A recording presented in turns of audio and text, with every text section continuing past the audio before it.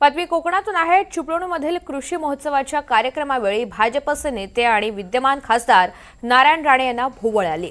भाषणादरम्यान अखेरच्या टप्प्यात आवाजही बसल्यामुळे राणे यांनी भाषण आटोपतं घेतलं। चक्कर आल्यासारखं वाटत असल्यामुळे माध्यमांशी बोलण्यास राणेंनी नकार सुद्धा दिला।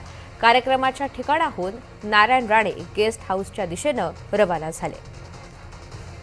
तर रत्नागिरीमधील चिपळूणमधील कृषी महोत्सवाच्या कार्यक्रमावेळी नारायण राणे यांनी उपस्थिती दर्शवलेली होती। मात्र नारायण राणे यांना अचानक भोवळ आली। भाषणादरम्यान अखेरच्या टप्प्यात आवाजही बसल्यामुळे त्यांनी आपलं भाषण आटोपतं घेतलं, तर चक्कर आल्यासारखं वाटत असल्यामुळे माध्यमांशी बोलण्यासही नकार दिला आणि याच कार्यक्रमाच्या ठिकाणावरून नारायण राणे हे गेस्ट हाऊसकडे रवाना झालेले आहेत।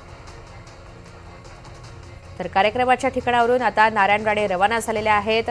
रत्नागिरीच्या चिपळूण तालुक्यामध्ये कृषी महोत्सवाचा कार्यक्रम आयोजित करण्यात आलेला आहे आणि याच कार्यक्रमासाठी प्रमुख पाहुण्यामध्ये नारायण राणे हे उपस्थित होते। मात्र भाषण करत असताना त्यांना स्टेजवरच भोवळ आली। भाषणादरम्यान अखेरच्या टप्प्यात आवाजही बसल्यामुळे राणेंनी आपलं भाषण आटोपतं घेतलं। दरम्यान चक्कर आल्यासारखं वाटत असल्यामुळे त्यांनी इतर काही प्रतिक्रिया देण्यास, माध्यमांशी बोलण्यास नकार दिला। तर ही सगळी घटना घडल्यानंतर आता कार्यक्रमाच्या ठिकाणावरून नारायण राणे हे गेस्ट हाऊसकडे रवाना झालेले आहेत। त्यांच्या प्रकृती संदर्भात अजून इतर कोणती माहिती समोर आलेली नाहीये, मात्र ते आता सध्या गेस्ट हाऊसमध्ये आहेत अशी माहिती मिळते।